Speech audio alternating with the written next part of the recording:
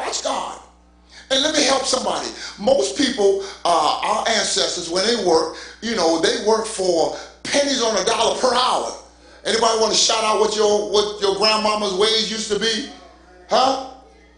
10 cents, what? A day almost. Or 10 cents an hour.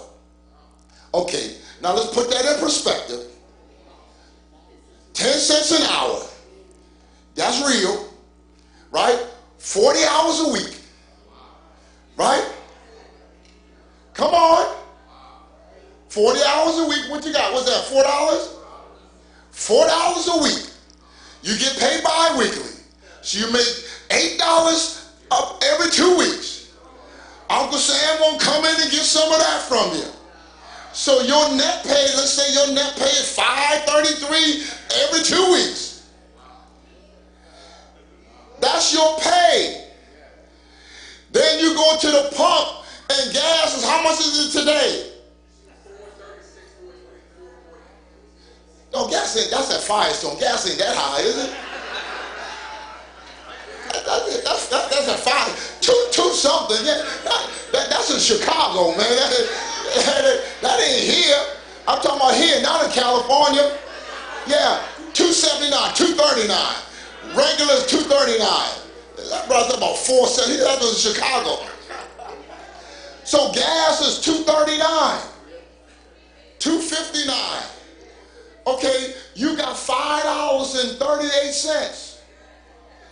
You need some gas. Okay, let me help you now. How much is your rent? I'm talking about right now. I'm not talking about back then. I'm talking about now. I just told you that God told me to tell you that the tithe is a miracle. If your pay stayed the same when it first started out, you couldn't survive. So I'm trying to figure out, how is God still doing it without a raise for over 3,000 years? He's still making it work. He hadn't increased it not one iota, and the people are still complaining. The man ain't went up at all. He's been at 10%. He's staying right there. He said, I can operate at 10%. And let me tell you how the miracle works. Statistic, I don't even know if it's true or not, but I believe that less than only, they say about not at Ark of Safety now, other churches, more than less than half, maybe a third of the people tithe. And he's still making it work. He's still making it work. I live for the day that for Ark we have 100% tithing. Okay, you didn't hear what I said. 100% tithers, not 100% contributors. I'm not talking about that. I'm talking about tithing per what you make. Not just, I'm putting something in the plate. I'm not talking about that. I'm talking about you looking at your income, looking at your statement, and that's my 10%.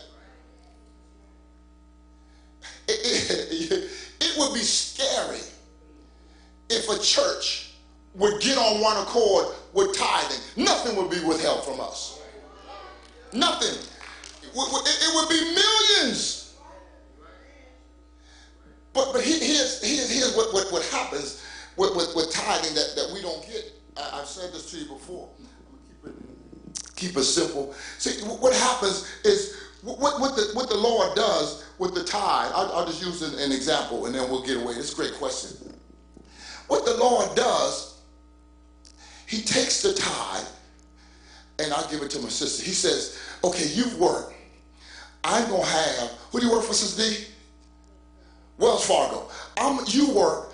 I'm going to have Wells Fargo to put my money, because I'm going to get some money from Wells Fargo. You realize that he allowed her to work at Wells Fargo so his financial system can operate. Okay, let me back up and help you real quick, because you think you're working so you can pay your mortgage. No, the reason God gave you a job so you can finance the kingdom. You got to be careful for it. I can't find a job. You don't need a job if you're not interested in the kingdom. You're not interested in the kingdom. What do you need a job for? I got to pay my note. I got to pay my bills. No, you ain't paying the main bill. First fruit. So what he does, he says, okay, I'm going to let you work at Wells Fargo, and I'm going to respect you more than Uncle Sam. See, Uncle Sam thinks you can't be trusted. But I want to prove to you and Uncle Sam you can be trusted.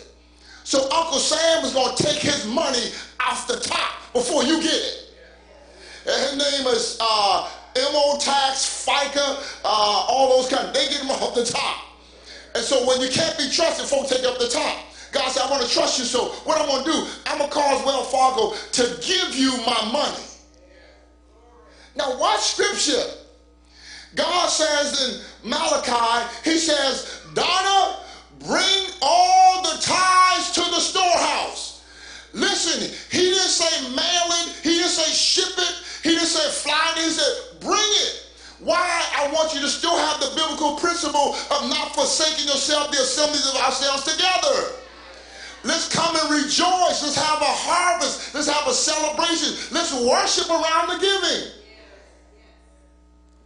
And for some reason, something happens between Wells Fargo, her house, and the storehouse.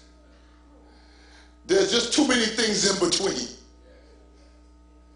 And somehow, what God has given her to give never makes it in the storehouse. You've got to understand, I just showed you, he gave that to her so she can prove to be faithful. He gave you your money so you can see if you're faithful. That's why he gave it. So it's amazing to me. It wasn't, before I gave her the dollar, she didn't have that. So how could she say, I can't tithe?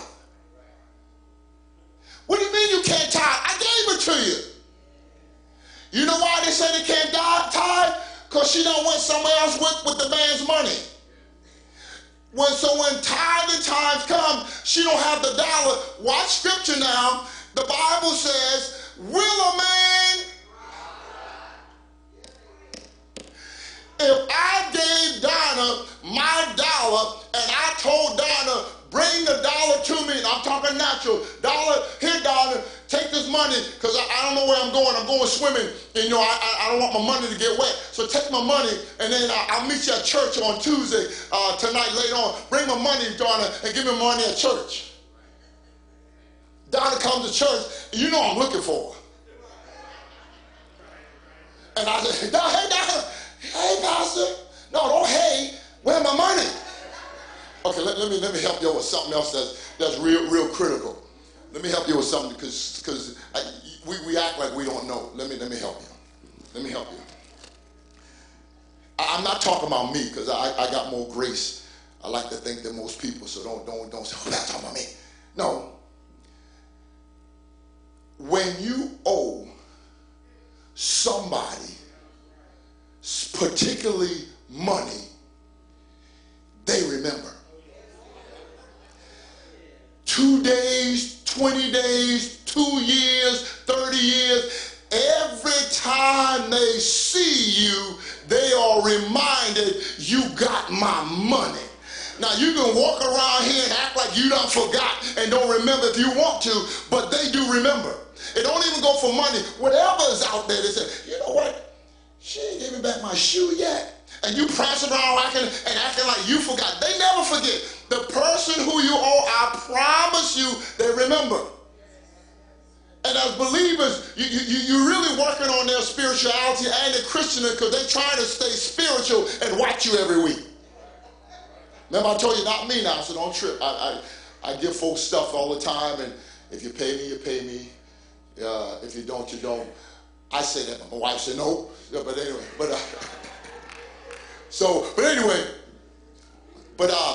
you go on, and so when you see that, and everybody's like, man, then because we forget, then you come in here Sunday looking fly.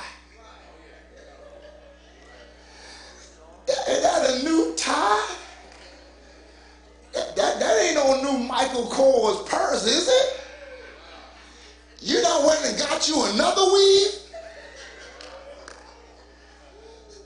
And see, people wonder, with all that Holy Ghost in you, you mean he never one time say, you ought to give her their money? You mean that ain't never came up in your private time?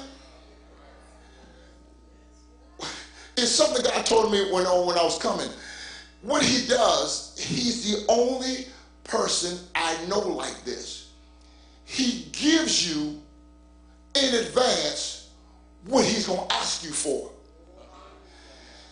You better be careful, because God done set you up. When he gave you a job, that's a setup. That's a setup. He said, okay, now I'm going to see where your heart's at. Because the scripture says that the love of money is the root of all evil. You don't want to let it go. You don't trust me that if you let it go, I can get it back. You know why? Because you don't realize that the person that gave it to you in the first place was God. And I'm telling you, there's a lot more where that came from. And what happens when you live, I'm telling you, you think so because you don't have any, but I'm telling you, for the vast majority of believers, money is not your problem. Obedience is. So you keep thinking, if I get more, I'll get more. No, you're just going to be worse than who you are right now. Listen, you're not a good steward over $100. Who in the world going to give you $1,000? What you going to do with it? So when you get $1,000, your mind immediately goes to fun, vacation, more clothes, more food. No. Your money has to come and say, okay, God, what is this for? Is this my blessing, or is this to be a blessing? We didn't ever think it's to be a blessing. You know why? Because we are strangled with our own needs unmet. It's hard to give and your electric bill is due. But that's because you put yourself in a predicament. And you don't understand the way to get out is to give. That's what I talk to you about that's so contrary to God. Most people can't come. How do I give and when I'm trying to get out? Pastor, I'm trying to get. No, you give so you can get out. Because what happens is when you give, you exercise, you put into motion a principle of God so that the reciprocal of sow and reap is taking place. So when you are obedient to God, he'll cause somebody to be obedient to you. And people don't understand you are blocking your own blessing. What God has for you, primarily, he didn't give it to you. It's coming through another source. You work your job. Your job is another source or resource. What he has for you is coming through Wells Fargo. It's coming through Fannie Mae. It's coming through Boeing. It's coming through AT&T. Well, it's coming through another source. Why would the Bible say promotion comes from the Lord? What he got to do with promotion? Why would the Lord promote you? So that you can have more to give. You just got to put it in perspective. So when we start talking about, people say, you know what? The money that you got, God allowed you to have it so that you would give it. And folks say, that's insane. As I told you, I can't afford the tithe. That's insane. You don't have to come up with the tithe. You don't have to manufacture it. You don't have to go and find it. He gave it to you.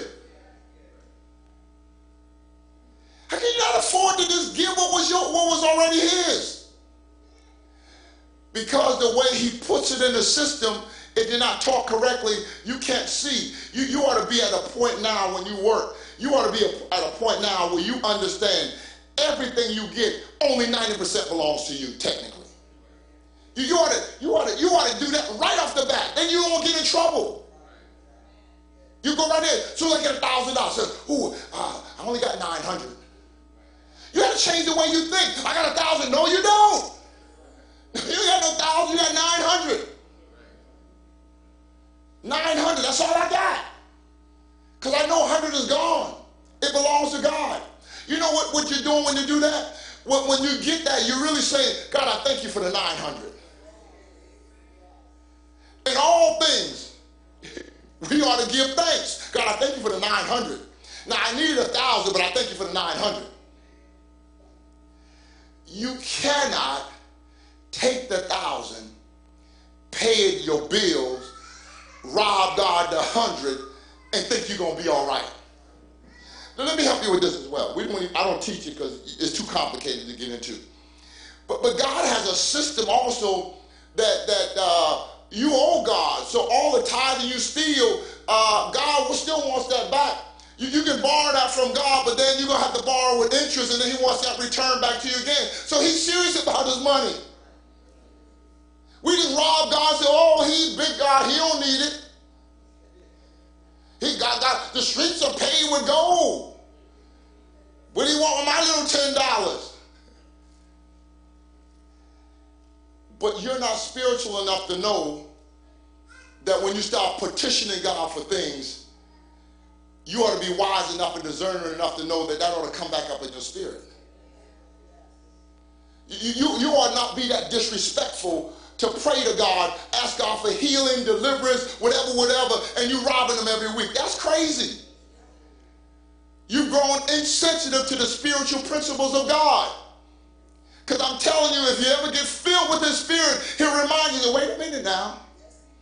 I want to move in your life, but we got to work on this obedient thing. You've been working for 10 years. you talking about back child support. You hear some folks, he's $40,000 in arrears. Don't that sound like a lot? Yeah, it is a lot. Let me tell you how in arrears Christians are. Yeah, but the problem is, God's not pressuring you. You're not getting letters in the mail. He's not sending you foreclosure notices. Yeah, I'm going to foreclose on your promises. So because he's not pestering you, he relies on you to have a God conscience, then you figure, well, it must be all right. Because you think out of sight is out of mind. No, he's trying to mature you.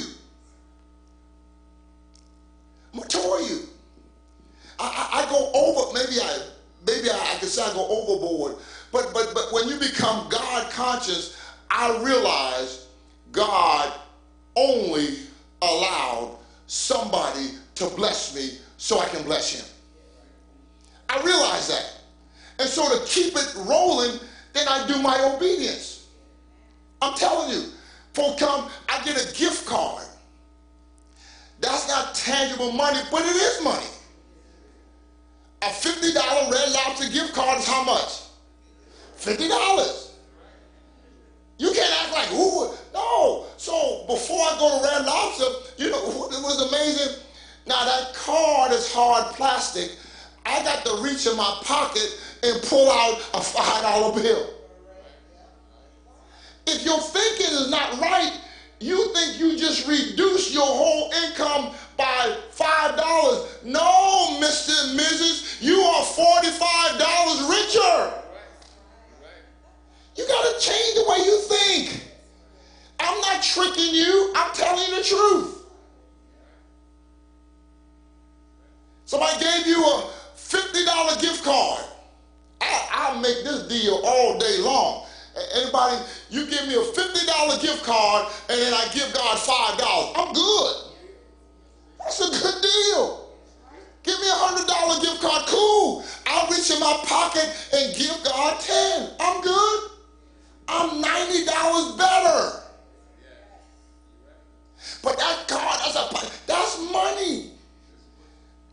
You know, a gift card is like a debit card. You know that, right? A gift card ain't like a credit card. Okay, maybe I have to teach you the difference between a credit card and a debit card. Because see, you get caught in the American dream and everybody says, ooh, you think you got some status when you got a credit card in your pocket. Then folks, better say that because I'm preaching to myself now. Got more than one.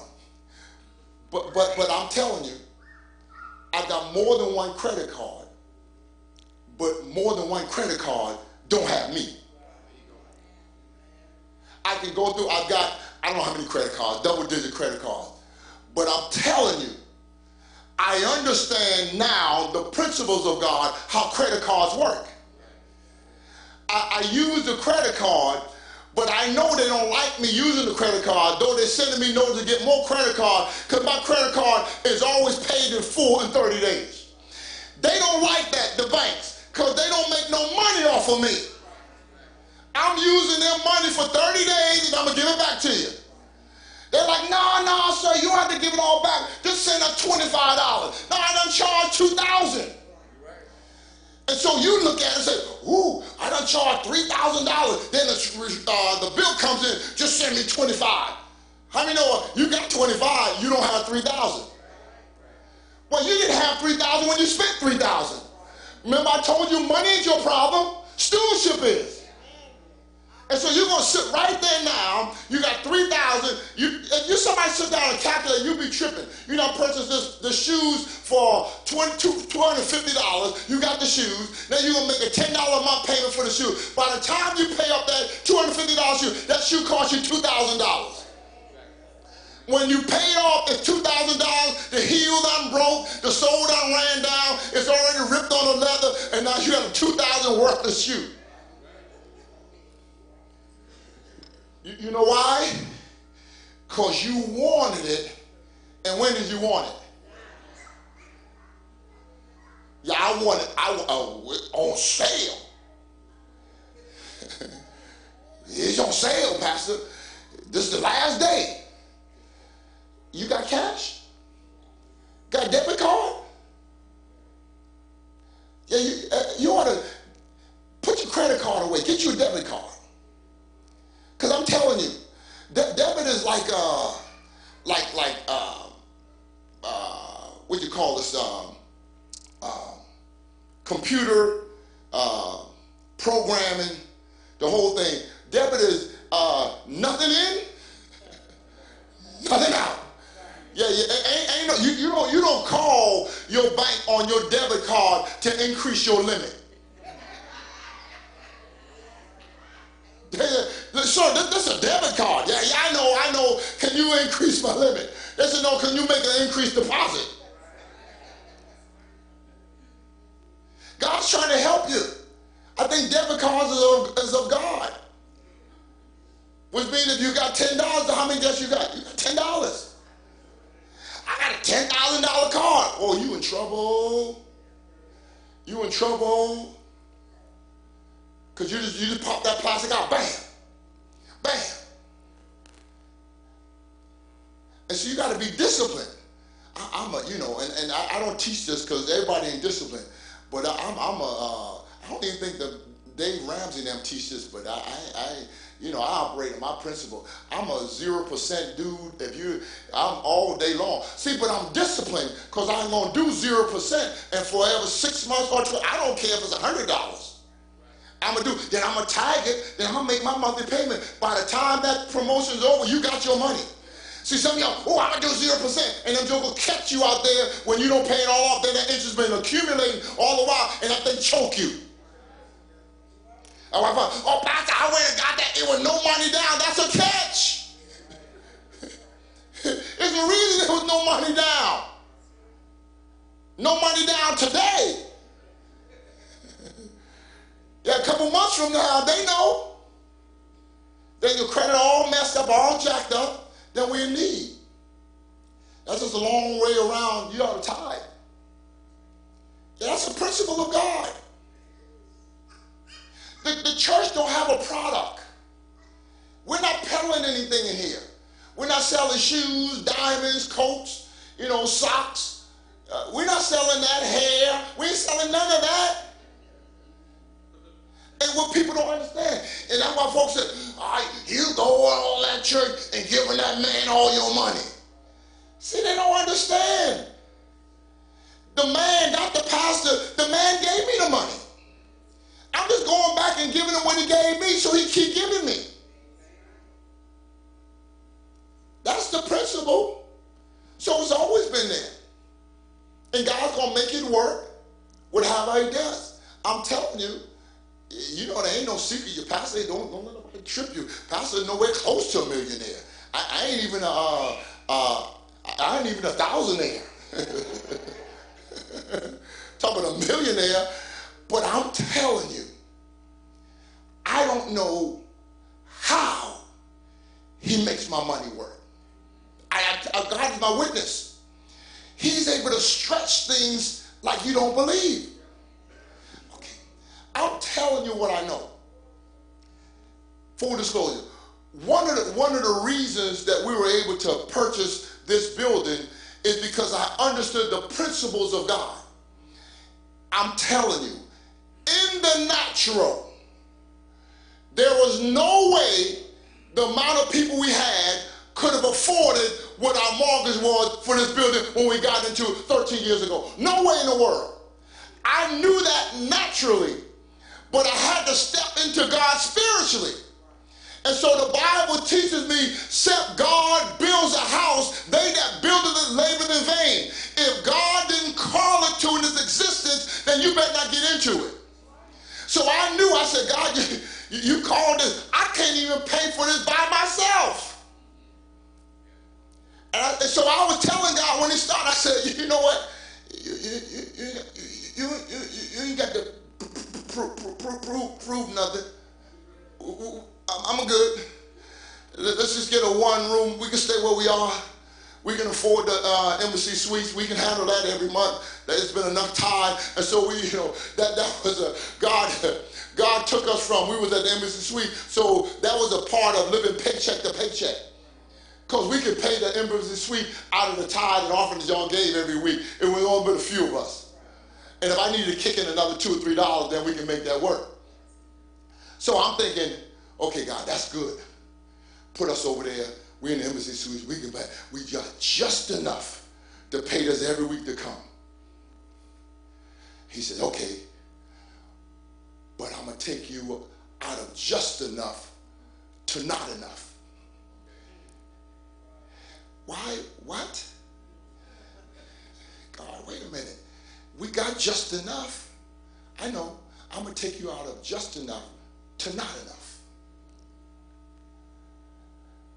Okay. Okay, God. Got to trust you. Because I mean, that don't make no sense. In the natural, spiritual, no other way. Because he took us from, you were doing just enough. That was you. I'm going to put you over to, you ain't got enough. Now do it. If I do it when you have not enough, who going to get the credit for it? And I'm telling y'all, 13 years later, without a raise from God on the 10%, never missed a note, never been late, never been threatened or nothing. I'm telling y'all God's honest truth. I don't know how he did it. You're looking at what we're doing now, 13 years old. I'm talking about we had the same responsibilities 13 years ago with several less people. And I'm thinking, ain't no way.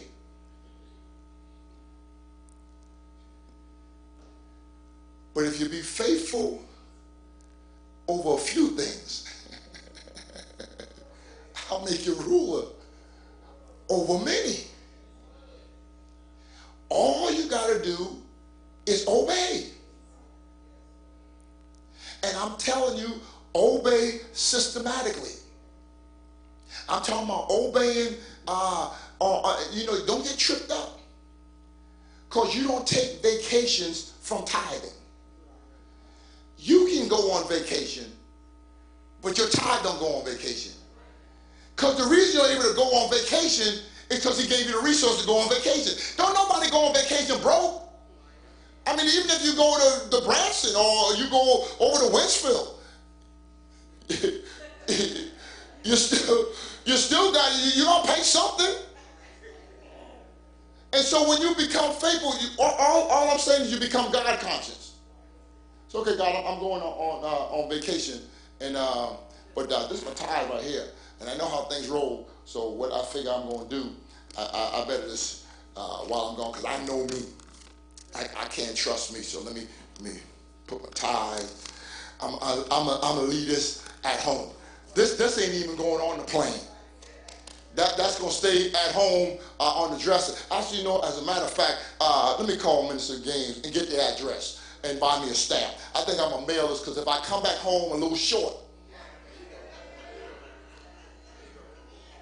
Anybody ever had God's money call you when you get home? Psst. Psst. Nah, man, I'm short. I'm short. My goodness, I'm short.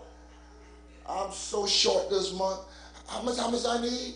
Okay, electric is high. I'm like, oh boy, I'm short. I'm short this week. I'm short this week. I'm short this week. I'm short this week. But God, see, you're in trouble. Yeah. You ain't asked him that when you was in Disney World giving Mickey all that money. You ain't called God then. Now all of a sudden you done gave Mickey and Minnie all your money. Now you back home talking about God, I'm gonna pay. God, I promise you, I'm gonna get. I just need it right now. He said, why you tell Mickey that? Go in that store and say, you know what? I want this Mickey thing right here, but I ain't got no money. Please, Mickey, can you give it to me? You're going to go beg God. No, put it away. Say, okay, God, I got you. I got you. The man that took you to Florida, protected you and your children, no hurt, harm, nor danger come, then you're going to come back home and rob them. I'm just helping you. That's basic. Kids running out, wives going over there, husband going over there, children out of Iran, this over here, grandchildren over there, want the protection of God. That's bold. To want his protection and robbing him. Then if he don't protect you, got the nerve to be upset. No, tithing is right in any area. I had, bless his heart, I had Brother Joe. Y'all know Brother Joe Williams sent me a text. He said, Pastor, I said, yes, sir. Tell Minister Gaines, send me some envelope over here. I said, we can't find a church down here. And I told Lisa, I ain't put my money back nowhere else. I'm sending my tithe home. Praise the Lord. Right? But you know, here's this principle now. I said, okay, Joe, you're good. But as soon as you find a place where you're being fed, you tithe where you're being fed. Yeah, some folk, the televangelists get more money than your church. You ain't got no business supporting their ministry. That ain't where you go. You support them if you want to out of your excess, your 90%. And it's amazing they can get some of your 90%, but your church can't get none. You bind everything. And it ain't even Bible. Got the joker coming on here talking about, now y'all spending money to get this miracle water. I'm thinking, you cannot be that naive. There's no way. If that thing was real, everybody be doing it. I'd buy some. That's a money maker. And you do not see any spiritual program, ministry at the end. At the end of the show, everybody asking for that money. Become a partner. We need to be a partner for you. You need to be a member. You don't need to be nobody's partner. How many know that they expect you to be a partner? They want some money. Send you 2 or 3 CDs, 2 or 3 books, and then you feel good about yourself. No, we got to go back like the Old Testament. Go from house to house, breaking bread together. The ministry ought to be sustained from the people that are in it. Yeah, this ought to be enough for you. I'm trying to tell you, you're going to get food poisoning if you keep running around eating off all these tables. You got a restaurant. Listen, you don't like when I say it. You got a restaurant. If you don't like the food, go to another restaurant. Why are you going to sit in this restaurant and pay for your food in another restaurant? That's crazy. Red Lobster ain't going to let you sit in here and eat Red Lobster food, and then you're going to pay